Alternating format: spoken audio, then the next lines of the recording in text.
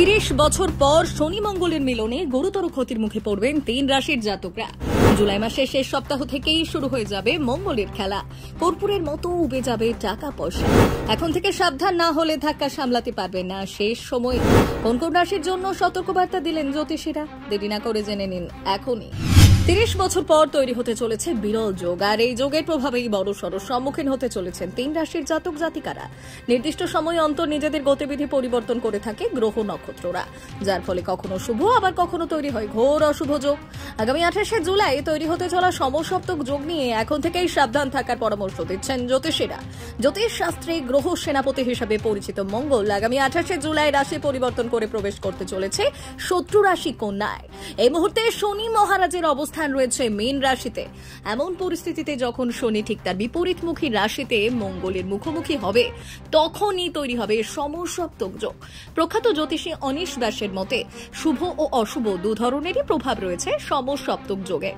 যখন দুটি গ্রহ একে অপরের থেকে সপ্তম ঘরে অর্থাৎ 180 ডিগ্রি দূরত্বে অবস্থান করে, তখনই তৈরি হয় এই যোগ। শনি ও মঙ্গল যখন সমসপ্তক যোগ তৈরি করবে, তখন এটি অশুভ ফল প্রদান করবে একাধিক রাশির জাতক জাতিকাদের ক্ষেত্রে। এই যোগের অশুভ প্রভাবে আর্থিক ক্ষতি, সম্মানহানি, বিবাহ বিচ্ছেদের মতো নানান সমস্যার মুখোমুখি হতে পারেন আপনি। কোন কোন রাশির জাতকদের ওপর পড়তে চলেছে সমসপ্তক যোগের অশুভ প্রভাব, চলুন জেনে নেওয়া যাক। মেষ। সমসপ্তক যোগের কারণে সাবধান থাকতে হবে মেষ রাশির জাতকদের। ইতিমধ্যেই শনির সাড়ের সাথে চলছে মেষ রাশিতে। তার উপর অশুভ যোগের প্রভাবে আর্থিক ক্ষতি এবং সম্মানহানির যোগ রয়েছে মেষ রাশির ক্ষেত্রে। শনি ও মঙ্গলের প্রভাবে বৃদ্ধি পেতে পারে মানসিক ও শারীরিক ব্যথা। চিকিৎসা সংক্রান্ত বিষয়ে বাড়তে পারে খরচ। মিথুন।